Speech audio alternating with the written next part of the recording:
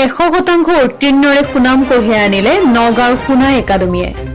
সোণা একাডেমীত আনন্দ উল্লাস। কালি ঘোষিত অসম উচ্চতৰ মাধ্যমিক চূড়ান্ত পৰীক্ষাত নগাঁও জিলাৰ কাছমাৰীৰ ব্যক্তিগত খণ্ডৰ কনিষ্ঠ মহাবিদ্যালয় সোণা একাডেমীৰ 100% উত্তীৰ্ণৰে সুনাম কঢ়িয়াই আনে।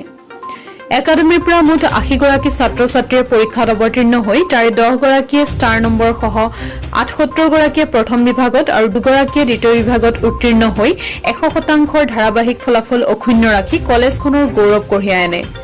একাডেমীখন কেৱল বিজ্ঞান শাখাৰ। একাডেমীৰ বিজ্ঞান শাখাৰ এনে কৃতিত্ব ফলাফলে একাডেমীখনৰ লগতে অঞ্চলটোত এক উৎসৱমুখৰ পৰিৱেশ পৰিলক্ষিত হৈছে।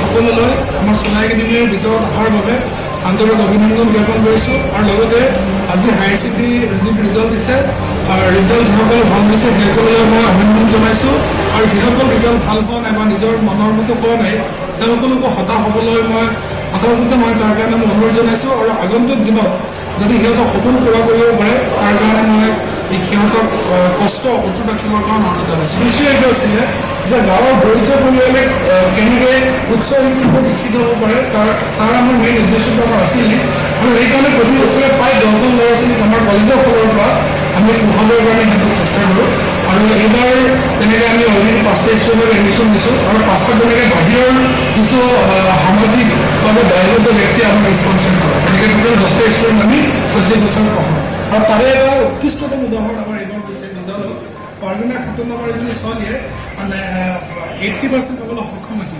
যিজনী ছোৱালীৰ বাপেক নাই, যিজনী ছোৱালীৰ মাকে বহুত কষ্ট কৰি ল'ৰা ছোৱালীক পোহপাল দি আহিছে। Regular set, studying is always good. Regular environment. मुझे पढ़िब पारे, আকৌ ফজৰৰ নামাজ পঢ়িছোঁ। পঢ়ি পেলাই কেতিয়াবা